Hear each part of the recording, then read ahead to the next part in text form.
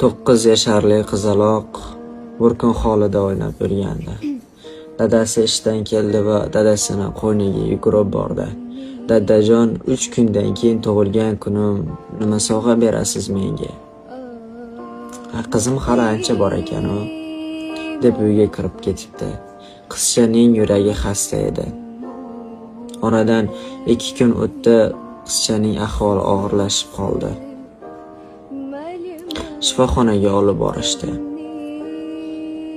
Otaga doktor shu narsalarni olib keling deb bir varoq narsani yozib berdi.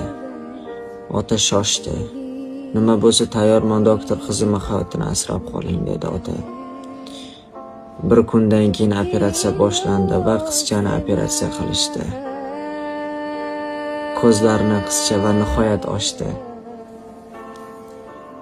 Keyin haligi doktor otang men bu xatni berishimizni bizga aytgandilar. Shu xatni o'qi debdi. Xatda shunday so'zlar yozilgan edi. Qizim, esingdami, menga nima sovg'a qilasiz deganding? Men senga o'z yuragimni sovg'a qildim qizalog'im. Uzoq umr ko'rgin, jon qizalog'im.